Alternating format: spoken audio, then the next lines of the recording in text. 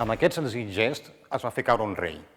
I és que el diumenge 12 d'abril del 1931 es van fer unes eleccions municipals que significarien la caiguda del rei Alfons XIII i l'establiment de la Segona República, que hauria de ser el primer període democràtic en la història de Catalunya del segle XX.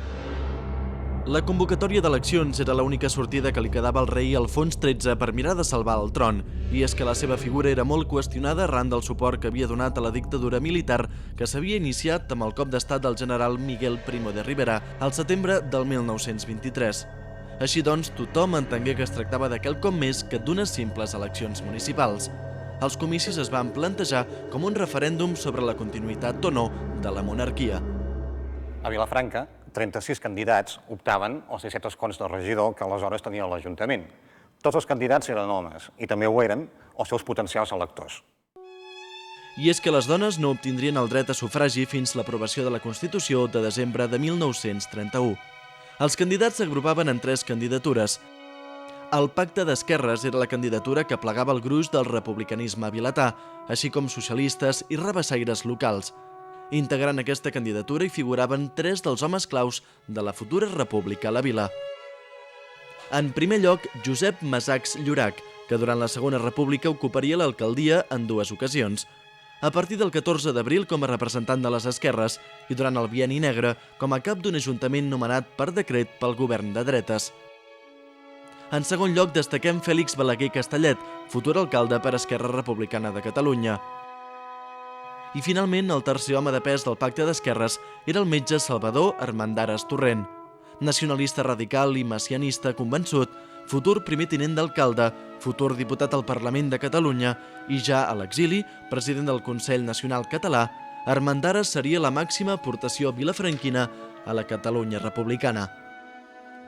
Ens trobem davant el número 6 del carrer de la Font, on hi tenia la seu electoral la segona candidatura que va presentar-se a les eleccions, que era la candidatura catalanista republicana. Integrada bàsicament pels militants del Bloc Catalanista, que era una agrupació política vilafranquina adherida al Partit Catalanista Republicà, partit polític nacionalista i de centre. En Fos Sans i Josep Maria de Fàbregas eren els elements més destacats del bloc. A les eleccions també s'hi va presentar una tercera candidatura, la candidatura regionalista, que hauria d'obtenir un sol regidor, el carnisser Salvador Queraltó. Tot i que aquesta candidatura no s'autodefinia expressament com a monàrquica, era percebuda pels vilafranquins com a la menys republicana de les 3 i, per tant, rebé el vot de molts monàrquics. Fins i tot rebé acusacions de comptar entre els seus integrants amb antics popistes, és a dir, militants de la Unió Patriòtica, partit únic durant la dictadura i que a Vilafranca havia estat encapçalat per Juan Álvarez de Cisternes, l'alcalde del període. La jornada electoral va transcórrer sense incidents. Bé, això si deixem de banda la solemne processó que convocà el degà de Santa Maria, el doctor Badia, just per al matí electoral. Eleccions i processons al marge, el 12 d'abril transcorregué a Vilafranca com qualsevol altre diumenge. A Vilafranca la victòria republicana va ser contundent. El Pacte d'Esquerres obtingué 1.007 vots i 12 regidors. El Bloc 601 vots i 4 regidors, i la candidatura regionalista 481 vots i un regidor. O el que és el mateix, 16 regidors republicans i només un de monàrquic. Els resultats en el conjunt de l'Estat van trigar un parell de dies en saber-se. Finalment, el dia 14 d'abril, es va conèixer la victòria de les candidatures republicanes a les principals ciutats de l'Estat. Arreu de l'Estat s'anà proclamant la república. Catalans, interpretant el sentiment i els anhels del poble que ens acaba de donar el seu sufragi, proclamo la República Catalana com a estat integrant de la Federació Ibèrica. A Barcelona van tenir lloc 2 proclames. Primer, Lluís Companys, regidor electe per Esquerra Republicana, va proclamar la República Espanyola des del balcó de l'Ajuntament. Poc després, Francesc Macià va proclamar la República Catalana des del balcó del Palau de la Diputació. Els vilafranquins s'assabentaren d'aquesta doble proclama per la ràdio. Cap a quarts de 3 de la tarda, tot i ser dimarts, dia feiner, molts van deixar la feina i s'aplegaren davant de l'Ajuntament. Alguns van entrar a l'Ajuntament i van despenjar el quadre d'Alfons XIII, ja exrei.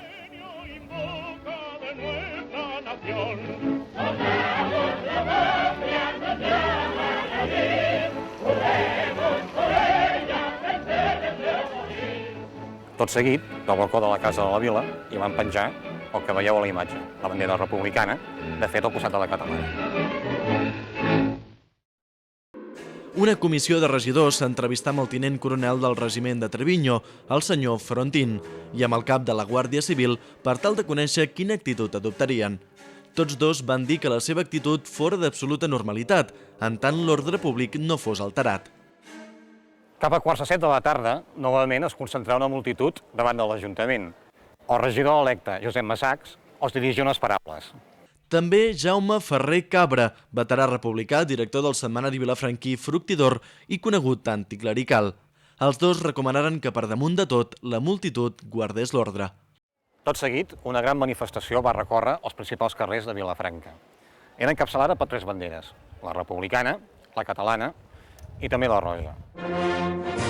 Aquesta última era portada per Antoni Solsona i Miró, l'avi de Cal Quel, vell militant republicà que veié triomfar els seus ideals en 2 ocasions, el 1873 amb la Primera República i el 14 d'abril del 1931 amb la Segona República. Un dels himnes més entonats durant la manifestació va ser la Marsellesa, en la seva versió catalana, de Josep Anselm Clavé. La Marsellesa no era considerada l'himne oficial de França, sinó que els manifestants més aviat la veien com un himne republicà. De nou davant de l'Ajuntament s'adreçava a la multitud Joan Esclassans Milà, que era l'alcalde sortint, per cert, que també era republicà i catalanista. També parlaven un representant de la CNT, dels anarquistes, per tant, així com Joan Fuster, un republicà local, i el mateix avi Solsona, que havia encapçalat la manifestació. A les 11 de la nit, i amb un saló de sessions ple de gom a gom, van prendre possessió del seu càrrec els regidors electes. En el mateix ple va ser nomenat nou alcalde Josep Massacs Llorach, al qual se li lliurà la vara que l'acreditava com a tal. Seguidament, Massacs pronuncià un discurs en el que enaltí la figura de Francesc Macià i feu una síntesi de la història del moviment republicà. El ball de recordar els capitans Fermín Galán i Ángel García Hernández, els anomenats màrtirs de Jaca, ja que el desembre de l'any anterior havien estat afusellats en aquella localitat aragonesa després del seu fallit alçament republicà. Abans d'acabar l'acte, Salvador Mendares i Fèlix Balaguer van ser nomenats, respectivament, primer i segon tinent d'alcalde. Una de les primeres decisions del nou Ajuntament republicà va ser el canvi de 4 noms de carrers cèntrics de Vilafranca. Un d'ells, la plaça de Sant Joan, que va passar a anomenar-se plaça de Fermí Galán.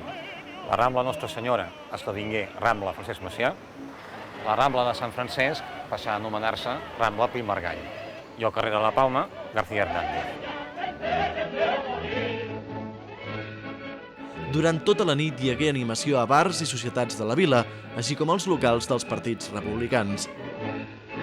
L'endemà, dia 15 d'abril, va ser declarat festiu a tot l'Estat.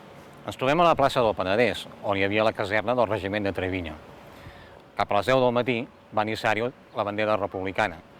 I tot seguit, un destacament de tropa, amb el tinent coronel Frontin al capdavant, va iniciar el que podríem anomenar unes matinades sui generis, ja que van recórrer els carrers de la vila, aturant-se de tant en tant a proclamar-hi la república. A la tarda, per celebrar la república, hi hagué sardanes a la Rambla, ball al Casal i cinema al Bolet.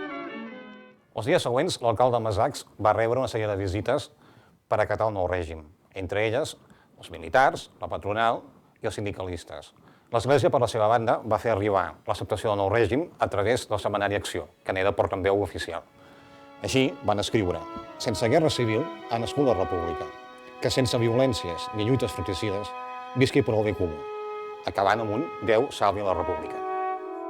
La república havia nascut enmig de l'entusiasme popular, i és que molta gent hi tenia dipositades les seves esperances. Molts confiaven que la república posés fi a la misèria d'obrers i pagesos, modernitzés l'Estat, sotmetés els militars al poder civil, separés l'Església de l'Estat, universalitzés l'ensenyament i reconegués el fet nacional català. D'altres, però, temien que la república fes tot això, i encara d'altres entenien que el 14 d'abril era simplement el primer pas cap a la revolució.